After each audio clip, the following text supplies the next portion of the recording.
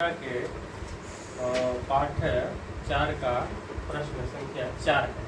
इसका उत्तर प्रश्न है, बड़े डॉक्टर के आदेश के बावजूद पपाती अस्पताल में भर्ती क्यों नहीं हो पाती। इसका उत्तर है, क्योंकि वली अमाल को समझ में बात नहीं आ रही थी तथा अस्पताल में बड़े बेड खाली नहीं थी, जिसके कारण डॉक्टर ने बिना चीट देखे ही वली अमाल को बोला कि इस चीट को लेकर जाएं और कल सुबह ठीक 7:30 बजे बहिरंग में आना। इसके साथ ही वली अमाल पपाती को जहां रखी थी उस स्थान को भूल गई थी। इसके साथ ही वह पपाती को लेकर घर आ गई। प्रश्न संख्या 5 है, वली अमाल का चरित्र चित्रण करें।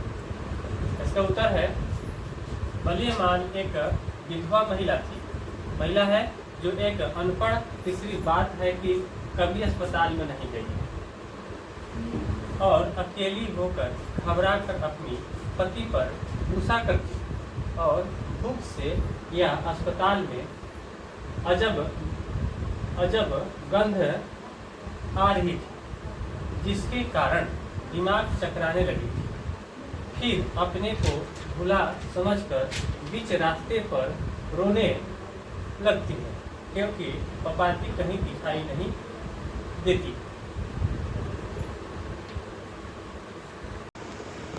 प्रश्न संख्या 6 है, कहानी का सारांश प्रस्तुत करें। इस कहानी का उत्तर है, इस कहानी का पाठ है नगर है तथा लेखक सुजाता है। मधुरे शहर की बातें पर चर्चा है। एक लड़की है जिसकी नाम पपाती है, जिसे पहले दिन बुखार था। प्राथमिक अस्पताल में जाने पर वहाँ के डॉक्टरों ने उसे नगर के अस्पताल में सुबह की बस से अस्पताल पहुँचे।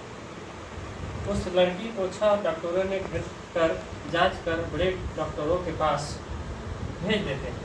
वली अमाल अपनी पपाती को एक टक देख कर कहती है कि मेरी लड़की ठीक हो जाएगी ना।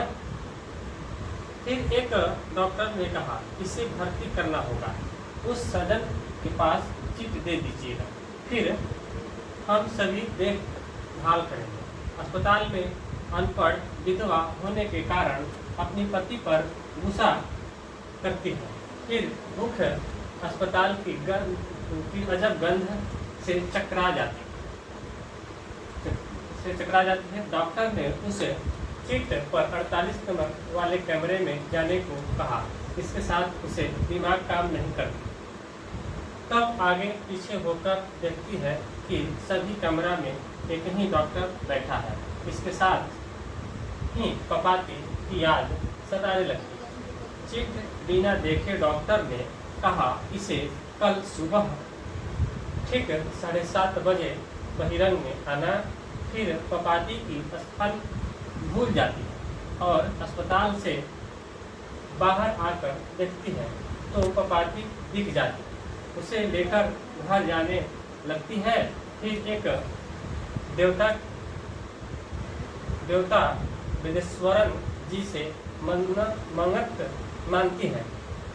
फिर बहुत प्रकार के देहाती दवा को चढ़ाने को कहती है।